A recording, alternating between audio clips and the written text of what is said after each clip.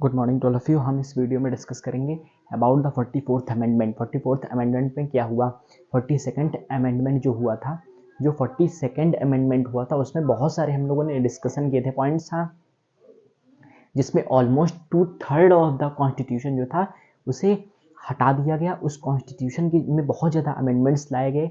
उस कॉन्स्टिट्यूशन में कुछ लॉज को ऐड किया गया, कुछ लॉज को डिलीट किया गया। किसमें? 42nd अमेंडमेंट पे हमने ये देखा था कि बहुत सारे, जैसे एग्जाम्पल, जैसे हमने मिनी कॉन्स्टिट्यूशन बोला था। हाँ, 42nd अमेंडमेंट में जैसे बहुत सारे यहाँ कॉन्स्टिट्यूशन में जो लॉज थे उन्हें हटाया गया।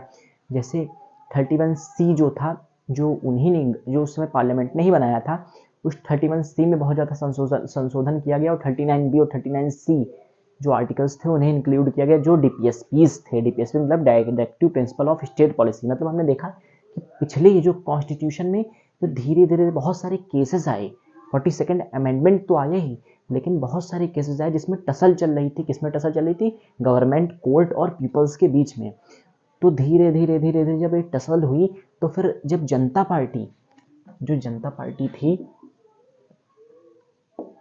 पार्टी थी इमरजेंसी के 2 साल बाद जो कांग्रेस गवर्नमेंट थी वो हार जाती है, जो डिफीट होती है।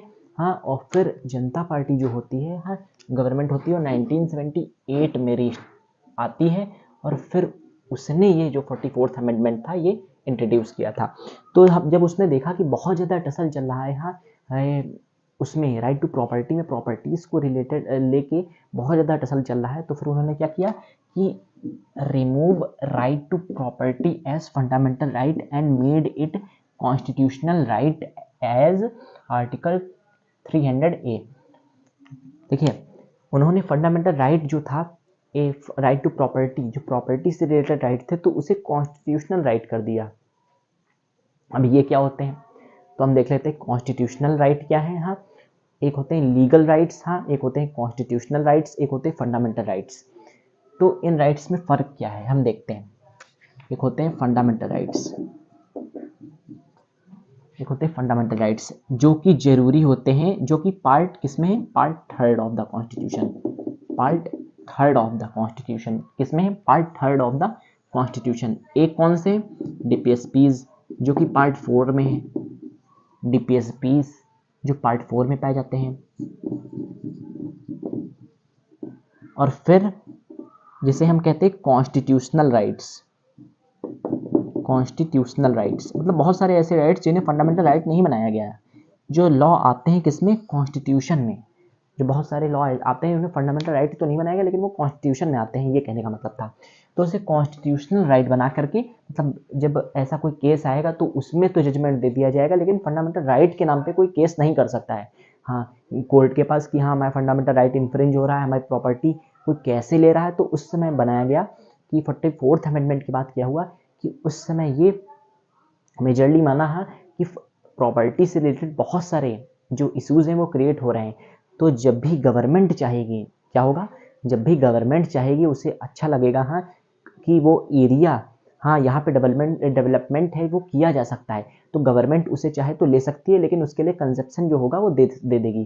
जो समय मार्केट वैल्यू होगी उस प्रॉपर्टी की, जो उसका ओनर होगा उस प्रॉपर्टी का, उसे दे दिया जाएगा। लेकिन अगर वो डेवलपमेंट बेसिस से बढ़िया है तो अगर सरकार उसे जब्त करना चाहती है तो कर सकती है, लेकिन कंजप्शन देने के बाद, मतलब जैसे जो उस समय मार्केट वैल्यू होगी उस प्रॉपर्टी की, वो उसके ओनर को देने के बाद। तो ये सेकंड पॉइंट में पहले के पढ़ा हूँ, ये इंपॉर्टेंट है, हाँ, कि रिमूव 44th अमेंडमेंट में क्या हुआ? Remove right to property as a fundamental right and made it constitutional right.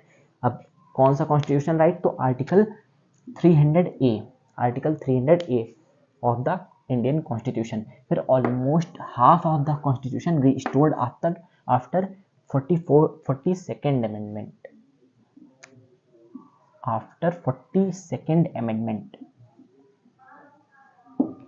42nd जो अमेंडमेंट था उसके बाद जो 42nd अमेंडमेंट बहुत सारे संशोधन किए गए थे, तो लगभग मैंने बताया 2/3 ऑफ द कॉन्स्टिट्यूशन बदल दिया गया था। आधे से भी ज़्यादा कॉन्स्टिट्यूशन जो था हमारा बदल दिया गया था, जिसमें बहुत सारे संशोधन लाए गए, उनमें लॉ बहुत सारे लाए गए, कुछ लॉज को हटा दिया गया।